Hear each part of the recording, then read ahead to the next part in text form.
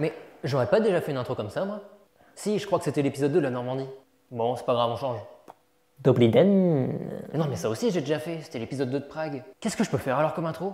Oh, je sais pas. Attends, j'ai déjà plus d'idées pour l'intro de mes vidéos. Est-ce que j'ai atteint la limite de mon inspiration? Est-ce que l'inspiration a une limite? Est-ce que tout dans la vie a une limite? Est-ce que le concept de limite a une limite? Est-ce que j'ai bien rebouché le tube de dentifrice? Est-ce que la personne qui regarde cette vidéo est abonnée à la chaîne? Vas-y. Est-ce qu'on commencerait pas la vidéo? Ah oui, bonne idée.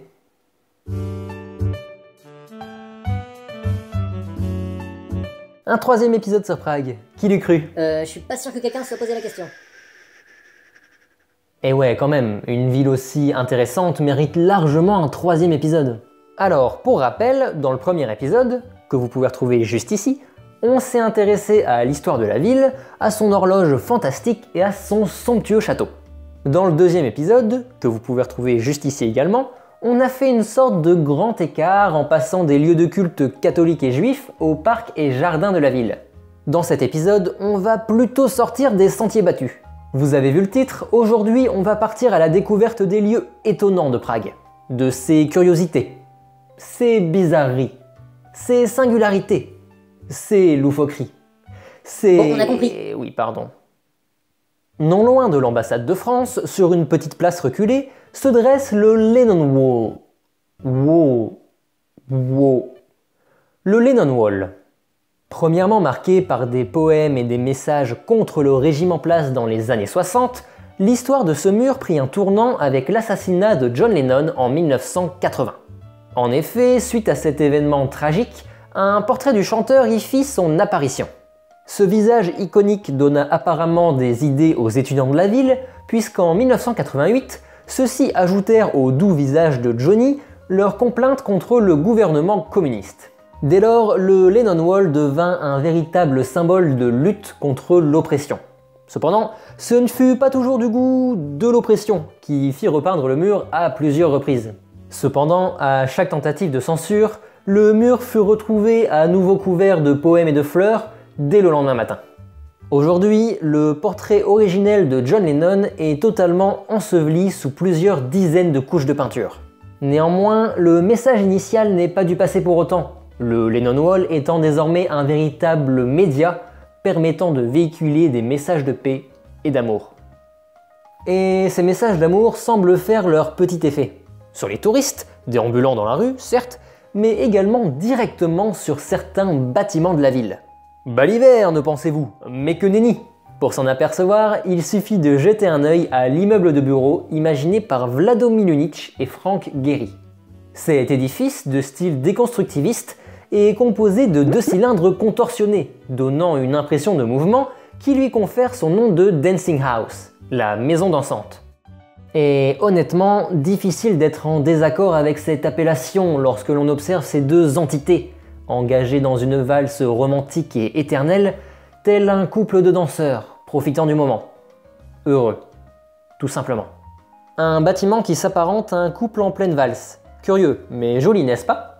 Eh bien, la prochaine étape de notre voyage est curieuse. Et voilà. Comment dire Pour certaines personnes, le bonheur, ça peut être de diffuser des messages de paix et d'amour. Pour d'autres, ça peut être de danser avec son âme sœur. Eh bien, pour d'autres encore, ça peut être de faire pipi. Que dire de plus? Avec le Lennon Wall, on avait le Peace and Love. Avec la Dancing House, on avait le Love. Voilà, on a la Peace. Je déconne pas en plus, hein. Peace, c'est le nom de cette œuvre réalisée par David Czerny. Au moins, ils ont l'air contents, ces messieurs. Seulement voilà, contrairement à ces hommes de bronze, tout le monde ne trouve pas son bonheur dans les petits plaisirs du quotidien. Et oui, pour grand nombre d'entre nous, la vie est dure. Les fins de mois sont rudes. Le stress et la solitude sont une charge difficile à supporter. Ainsi, il arrive parfois, fort malheureusement, que certaines personnes se mettent à avoir de sombres idées et pensent à l'impensable. Et lors de mon voyage à Prague, j'ai été bien malgré moi témoin de l'une de ces situations. Attends, mais t'es sérieux, t'as vraiment filmé ça? Bah, évidemment que non.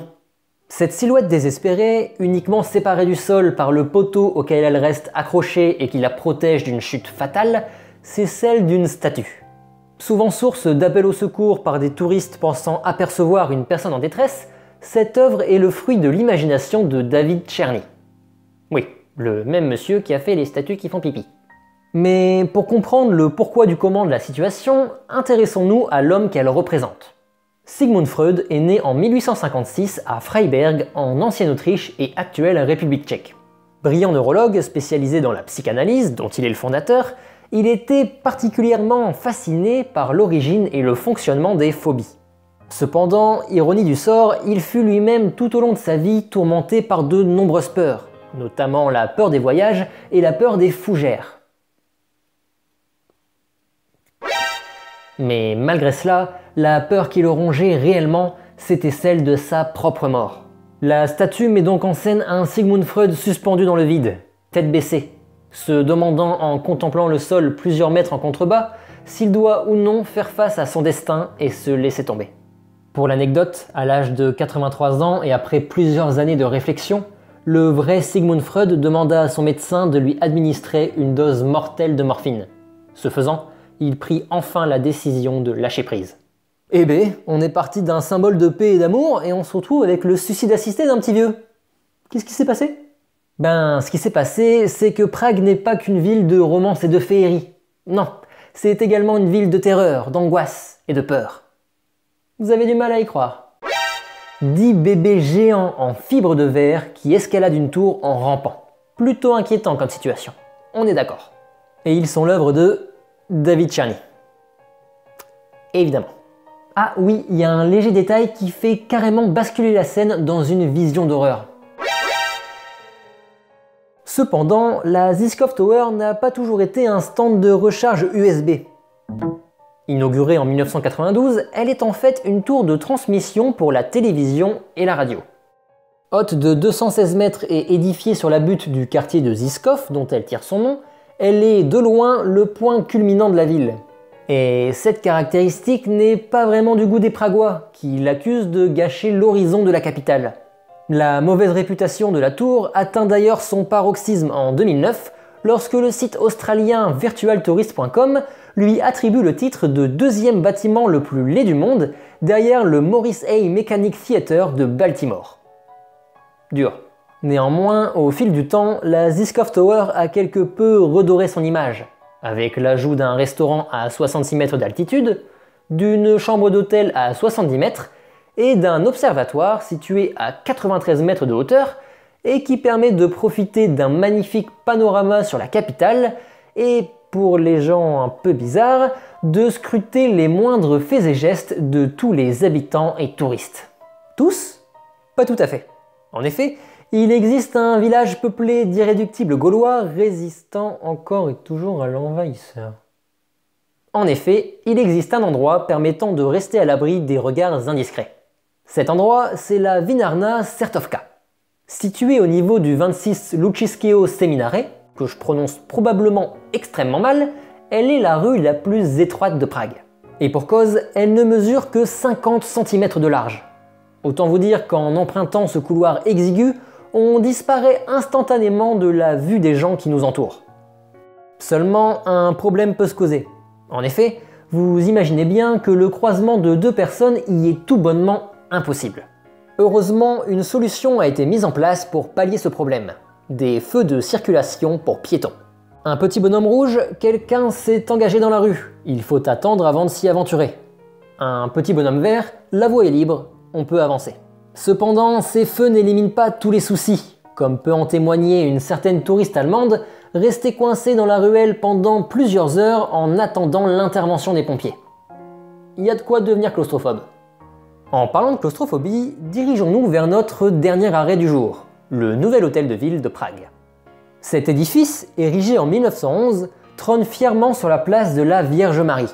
Des rencontres y sont régulièrement organisées par le maire et le conseil municipal, mais également par certains ministères. Tu m'expliques le rapport avec la claustrophobie ? J'y viens. Figurez-vous qu'à l'époque de sa construction, ce bâtiment a été équipé de 2 paternostères. Cependant, aujourd'hui, il n'en reste plus qu'un seul, datant des années 1970. Alors ? Oui, je sais. Qu'est-ce que c'est un paternostère et pourquoi il n'y en a plus qu'un aujourd'hui? Alors, d'abord, un paternostère, c'est ça. Un ascenseur sans porte et qui ne marque pas d'arrêt en arrivant à un étage. Maintenant, vous comprenez pourquoi il n'y en a plus qu'un seul aujourd'hui? Ouais, c'est un petit peu dangereux. Légèrement. Et du coup, pour ce qui est de la claustrophobie, je pense que vous avez fait le rapprochement également. En effet, en arrivant au rez-de-chaussée, la machine continue sa descente infernale et plonge lentement dans les ténèbres, avant de remonter paisiblement à la surface. Et c'est avec cet étrange tour d'ascenseur que nous allons clôturer notre circuit des curiosités de la capitale tchèque. En attendant le prochain épisode. Et c'est la fin de ce nouvel épisode de la découverte de Prague. Merci de l'avoir suivi jusqu'au bout. J'espère qu'il vous aura plu. Si c'est le cas, faites-le moi savoir avec un petit like, un petit commentaire, un petit partage. Et évidemment, si c'est pas encore fait, abonnez-vous à la chaîne. Je veux dire, ça coûte rien. Ça prend 2 secondes. Vous ratez aucune vidéo et ça me fait plaisir. Je vois que du positif, hein. Allez, on se retrouve d'ici 3 semaines dans une prochaine vidéo. C'était l'Explorator. À plus tard.